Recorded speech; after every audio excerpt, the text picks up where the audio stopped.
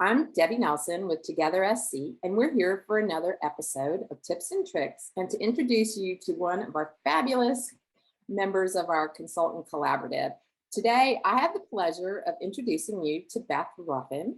She is with the Everyday Inclusionist and a firm that started in 2019. So she's a wealth of experience, but she started this firm in 2019. Welcome, Beth. Thank you for having me. It's good to be here. Well, can you just tell us a little bit about the Everyday Inclusionist? I love the name. Thank you. Yeah, the name sprang out of my obsession with inclusion, which I hope will come out some as we're talking today. But at the Everyday Inclusionist, we're committed to making our world more inclusive.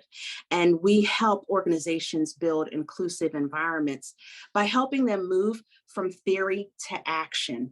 You know, when it comes to this work of diversity, equity, and inclusion, there's a lot of conversation, there's a lot of thought work, but where organizations get stuck is, now how do I put this into practice?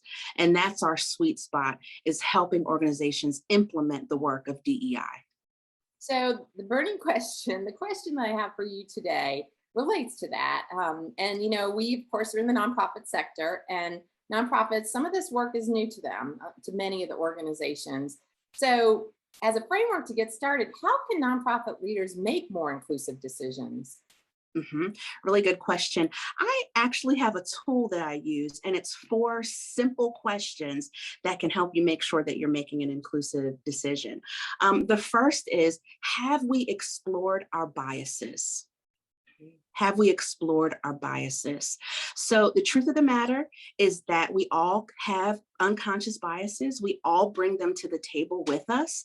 So it's important that you recognize and acknowledge what they are and ask yourself when making a decision, is it possible that biases could be at play? The second question that I would encourage someone to ask is, have we embraced other perspectives? Have we embraced other perspectives? Again, if we all come to the table with the same experience, the same backgrounds, the same perspectives, our decisions are going to be very heavily weighted based on what we think is right? What we have experienced and what we bring to the table. But if you want to be inclusive, you want to make sure that that table is very diverse. And so how can you make sure that you're embracing other perspectives, whether that is through research, through speaking to people, or even bringing those people to the table to help you make that decision? The third question is, have we evaluated our inclusiveness? So looking at a decision that you're making and asking yourself the question, does everyone involved, would they feel like they belong as part of this decision? Would they feel like they had a voice, right? Or that this decision was made with them in mind? And then the fourth question is, have we elevated the voices of others? So often in the nonprofit world, we hear a lot from the executive directors, but use the opportunity when making decisions to elevate the voices of others, whether it's your constituents, people on your team, people in the community, making sure that the marginalized and the oppressed, that their voices are heard as well. So 4 quick questions you can ask yourself when making a decision. Have I explored my biases? Have I embraced other perspectives? Have I evaluated the inclusiveness of this decision? And have I elevated the voices of others? I love the way you're framing that. And it really is a 4-step process to think about as you're going through this work. So I love that. And it makes it very memorable too, in a way for people to be able to use these tools. So thank you for bringing that today. I also want to thank you for being the actual facilitator that is leading our peer network around equity.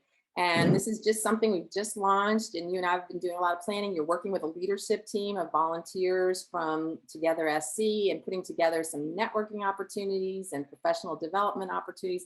So I look forward to continuing our work together. I know our members will love engaging with you throughout this coming year on these projects that we're doing with Together SC.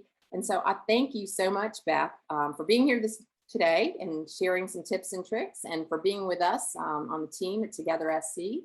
And I will share your information on this video. When people come and listen to it, they can find you if they have more questions, if they want to engage your services, and they can obviously find you on our Together SC website, on our team page and our Equity Peer Network page. So again, thank you for being with us today, and thank everyone for being here.